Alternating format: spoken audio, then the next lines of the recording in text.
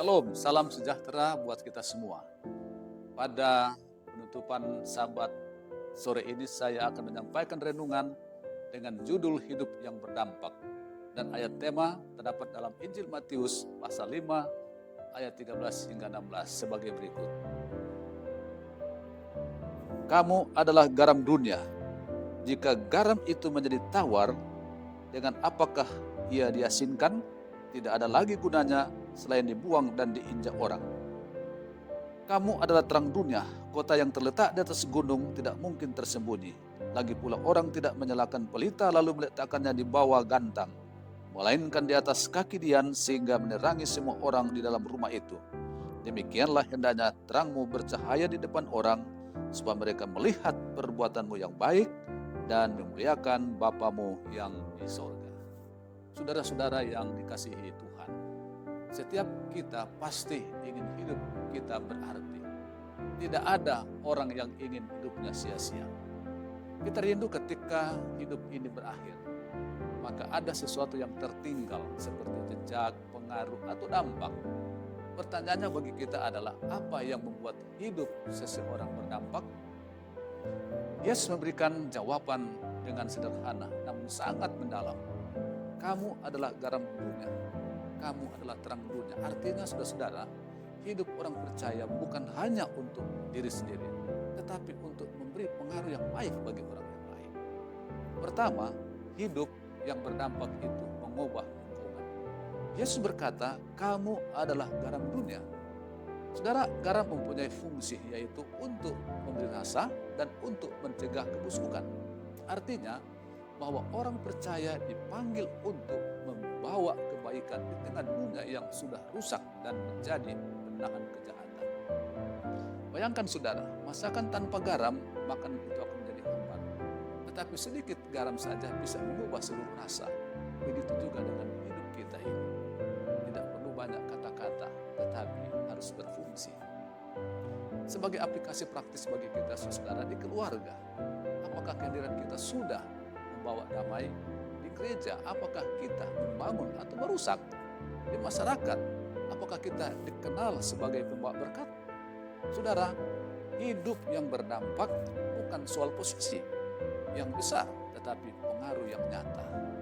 Yang kedua, hidup yang berdampak harus terlihat. Yesus berkata, kamu adalah terang dunia. Tidak mungkin kota yang terletak di atas gunung tersembunyi. Terang itu terlihat, menuntun, dan mengusir kegelapan. Artinya saudara, iman kita tidak boleh disembunyikan.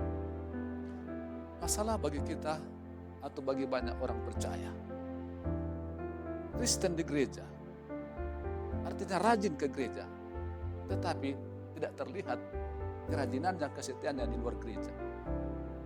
Iman hanya teori, tapi bukan praktek. Saudara, lampu tidak ada gunanya kalau ditutup. Sama seperti iman, tidak berguna kalau tidak terlihat dalam sebuah tindakan. Sebagai aplikasi praktis bagi kita, saudara-saudara, kita harus jujur saat orang lain tidak jujur. Kita harus mengampuni saat orang lain membalas. Kita tetap benar walaupun kita sendirian. Dunia tidak membutuhkan hanya orang pintar, tapi orang yang hidup sesuai dengan firman Allah. Yang ketiga, hidup yang berdampak mengarahkan orang kepada Tuhan. Yesus berkata sekali lagi, supaya mereka melihat perbuatanmu yang baik dan memuliakan Bapamu di sorga. Tujuan hidup berdampak bukan supaya dipuji, tetapi supaya Tuhan dimuliakan dalam kehidupan kita. Saudara-saudara, ada bahaya yang harus kita hindari, yaitu melayani supaya kita dipuji, berbuat baik supaya. Ada bahaya yang harus kita hindari. Kadang kita melayani supaya dikenal. Kadang kita berbuat baik supaya kita dipuji. Hidup yang berdampak, yang benar saudara-saudara adalah di saat orang melihat kita, mereka memuliakan Tuhan. Seperti kaca kan, seperti kaca. Kaca yang bersih tidak menarik perhatian, tetapi memantulkan cahaya. Kita pun dipanggil bukan menjadi pusat perhatian, tetapi menjadi pemantul kemuliaan Allah. Sebagai aplikasi praktis bagi kita saudara dalam pelayanan misalnya, lakukanlah dengan hati yang benar. Dalam pekerjaan, bekerjalah seperti untuk Tuhan.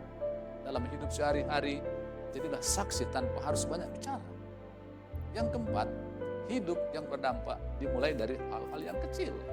Banyak orang berpikir, saya bukan siapa-siapa. Bagaimana bisa berdampak? Saudara, Tuhan sering memakai hal-hal yang kecil. Senyuman, kata-kata yang memuatkan, dan kesetiaan dalam hal yang sederhana.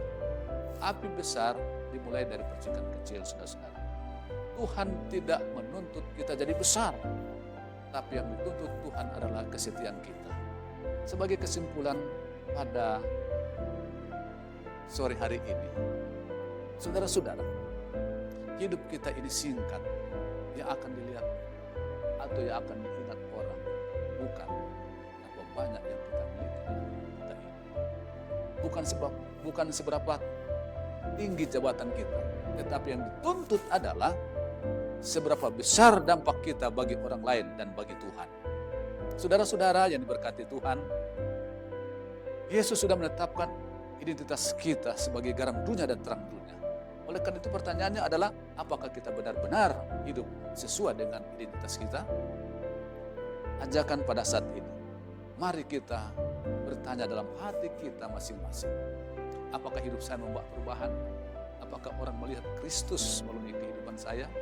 Atau apakah saya sudah menjadi terang di tempat di mana saya berada? Biarlah Tuhan memberkati kita semua. Saya bawa dalam nama Yesus. Shalom. Mari kita berdoa. Bapa di surga, terima kasih untuk firman-Mu pada saat ini. Jadikanlah kehidupan kami agar supaya hidup kami berdampak bagi orang-orang di sekitar kami. Dan mampukanlah kami untuk kehidupan yang lebih baik, sebagaimana yang Tuhan mintakan supaya kami menjadi garam dunia, menjadi terang dunia. Sehingga lewat kehidupan kami, orang boleh memuliakan Tuhan.